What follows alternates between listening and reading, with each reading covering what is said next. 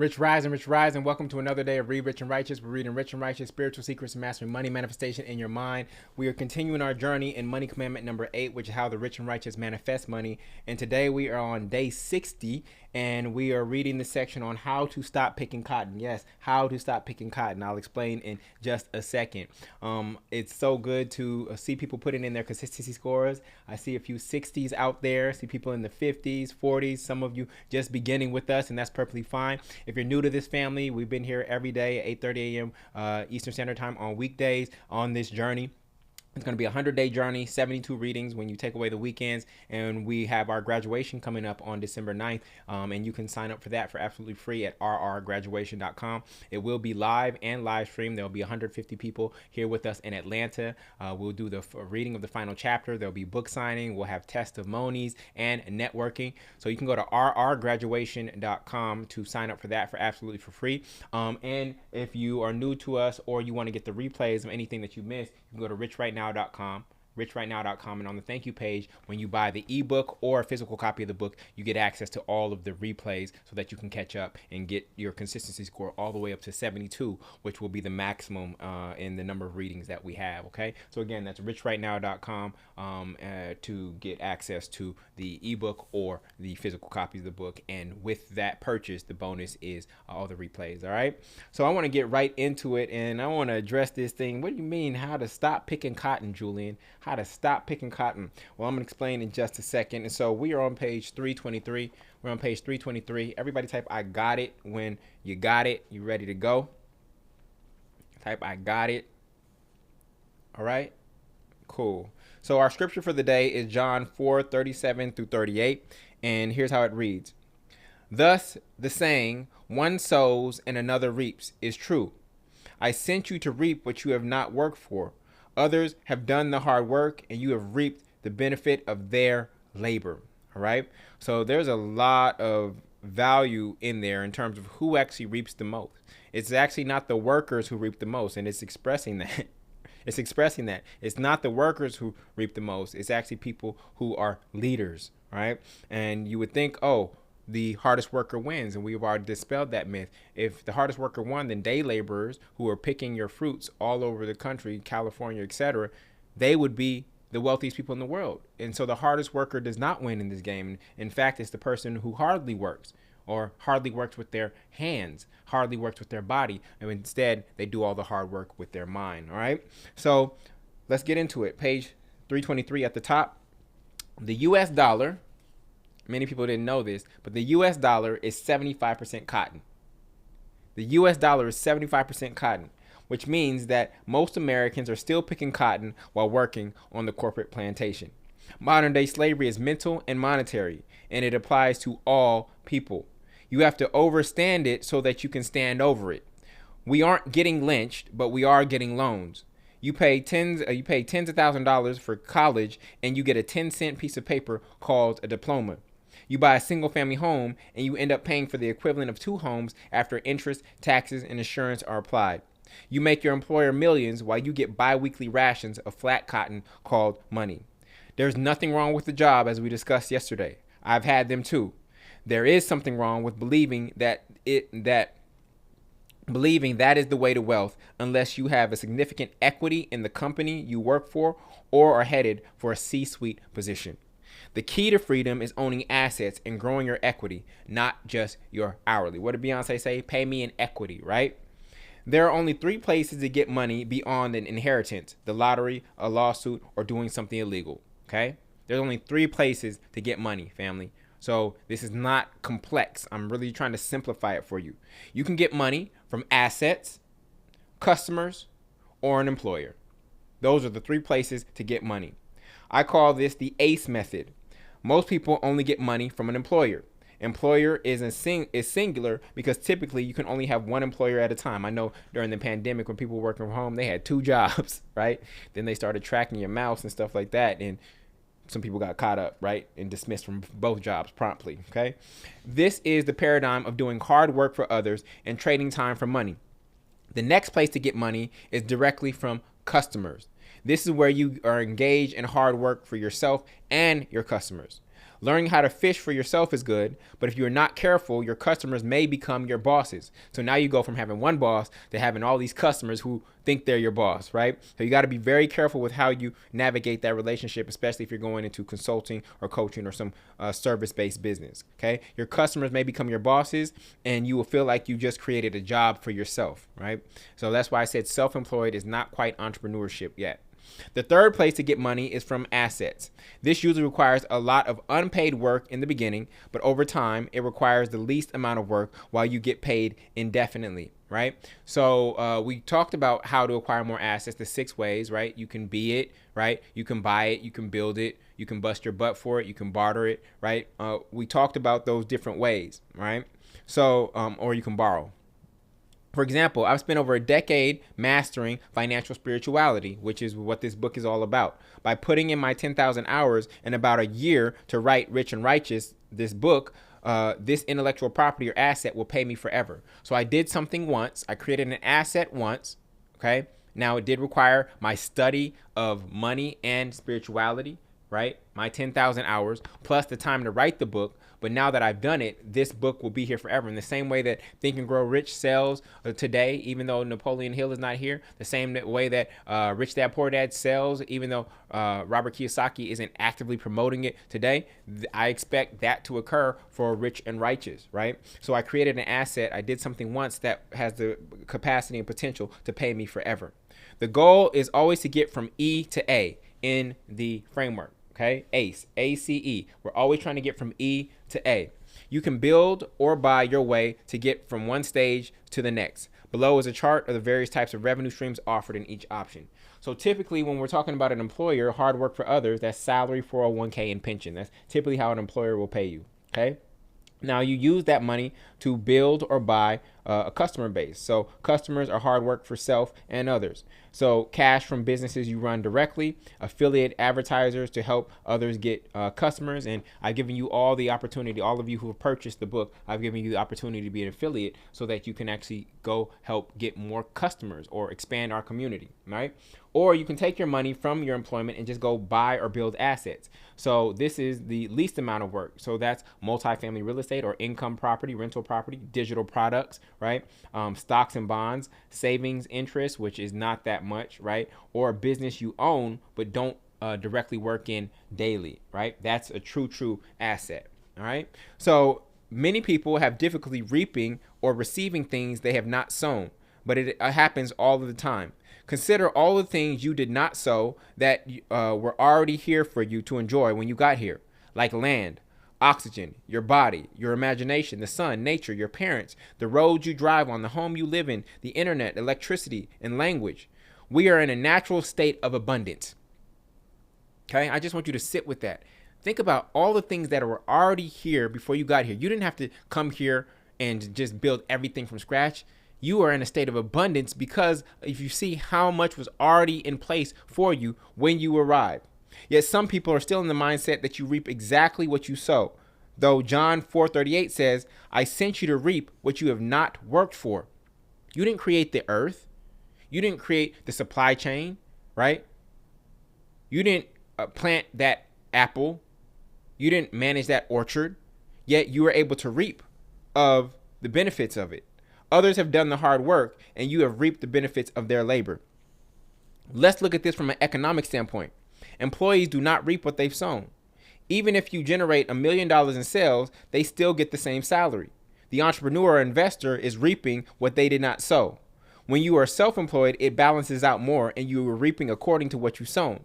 But when you become an entrepreneur or investor, you reap what you have not sown by having your assets work for you. This is the place where exponential growth can occur. Employees and the self-employed can only yield linear growth because they are trading time for money. There are steps to get from one form of getting money to the other, and we will go through them now. So step 1 is learn how to earn money through an employer, okay?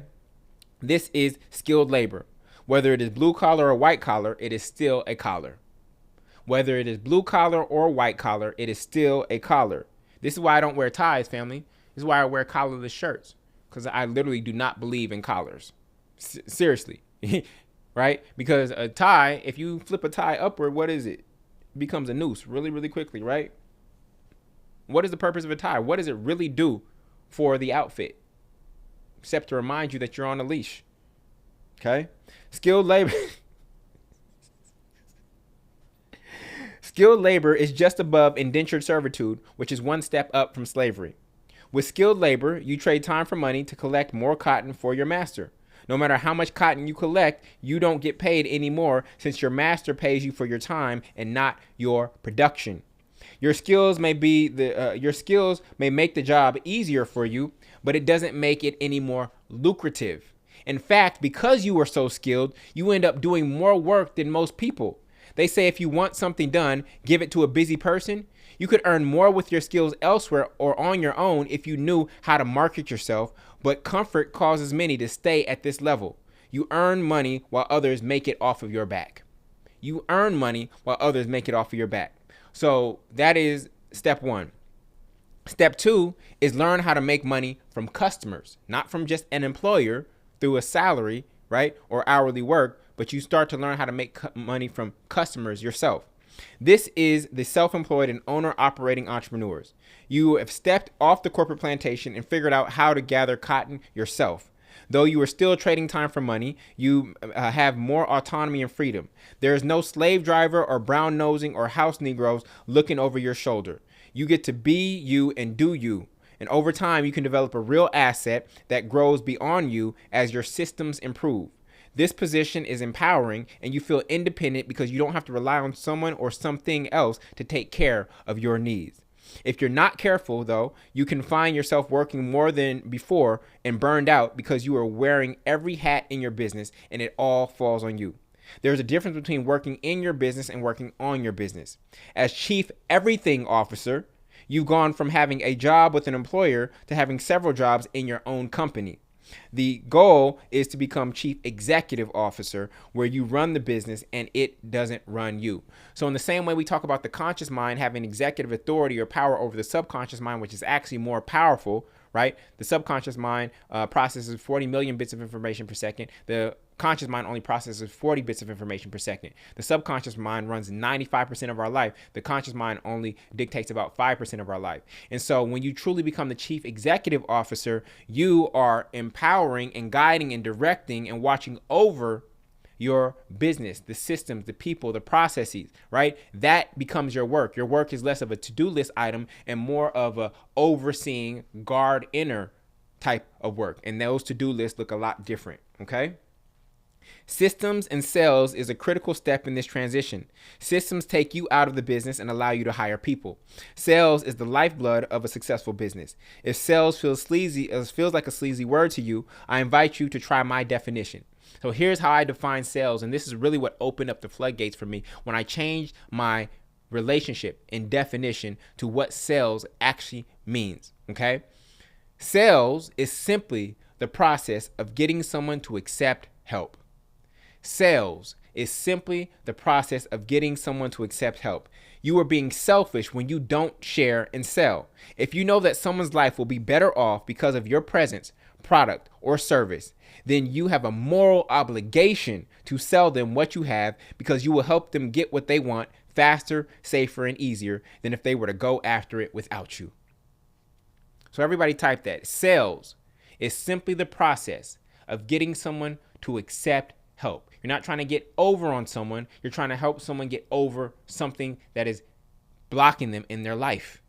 You're not trying to persuade them, right? You're not trying to convince. There's no sleazy tactics. You're trying to invite them into a new possibility of themselves in their life, in whatever area of their life that they're looking to grow in. Okay, so sales is simply the process of getting someone to accept help. Once that took root in my spirit, it opened me up to be able to be more comfortable on the microphone, on stages, on webinars, right? And invite people to buy the things that I had because I knew that the things that I had would help them, right? So I have no shame of selling. Why? Because I really not only do I believe in what I've created, the solutions I've created, I know they work. I know that I've helped over 850 people close on their first multifamily home.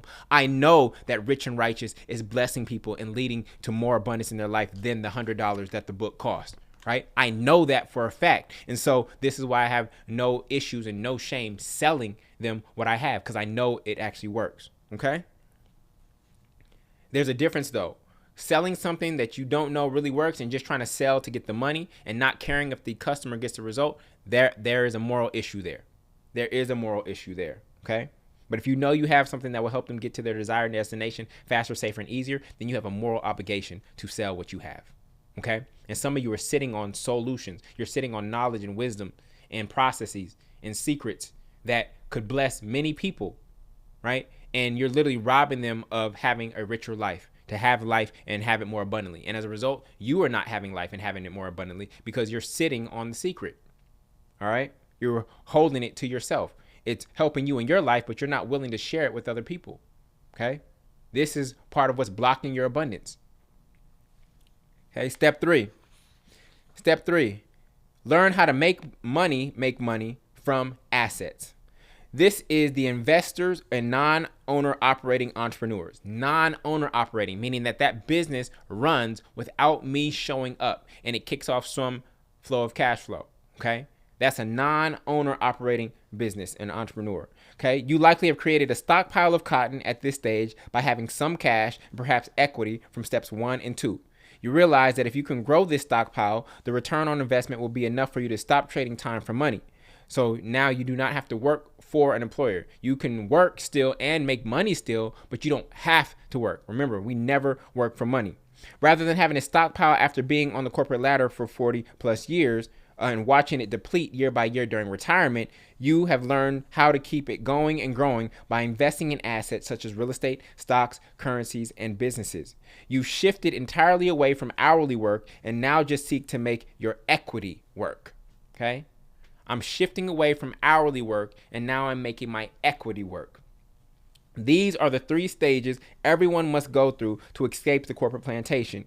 You can either work hard for someone else, work hard for yourself, or make something work hard for you. As you elevate, you will notice that you will go from working hard to hardly working. Yet money keeps flowing to you and through you. You don't have to wait until you have tons of cotton saved up to start investing. You can invest in yourself, your ideas, real estate, or stocks right now. All right? So that is the ACE framework. And many of you are, I would say, are probably here and you want to work your way here from E to A. Even entrepreneurs who are getting customers, right? And working for customers, even their goal is to get from here to here, right? So this is the goal. These are the only 3 ways to get money: through an employer, through customers, or through assets working hard for you, right? So that is the name of the game. And so that's what we want to focus on and move towards: assets working hard for us. Assets being real estate, rental real estate, non-owner operating businesses, stocks, other investments, digital products, etc. Right? That's ultimately what we want, and that's how we start to get to wealth. That's how we get out of the rat race and the time for money trap. All right. So with that, in chat, go ahead and type, what was your greatest takeaway from that chapter? Yes, of course. Yes. The definition of sales, that really, really liberated me and freed me up once I started to see sales differently, because I didn't like to sell. I'm trying to put money in people's pockets, not take money from their pockets. But in order for me to do it sustainably and to reach the masses, I have to take in, I have to receive. And I actually have to be a demonstration for all of you of what it looks like to receive righteously, so that you know that you can get paid for doing good. Because a lot of people have a subconscious belief that it is the evil who are rich, that you have to do evil things, you have to do deceiving things in order to actually become wealthy in this world. And that is not true. That is what we are here to disprove as the rich and righteous, right? That we can be both, that we can hold both. All right? Cool. All right, family. So with that, I know that was a short reading today. We will conclude out this week. Oh, yes. The Chief Everything Officer. The transition, for those of you who are interested in entrepreneurship, that transition from working for one boss, right, to now working for your customers. If you're not careful, they can become your bosses and you become chief everything officer in your business. And now you have multiple jobs and you're the employer. So you have to be very careful with that transition, and you want to do it and scale it in the right way. All right.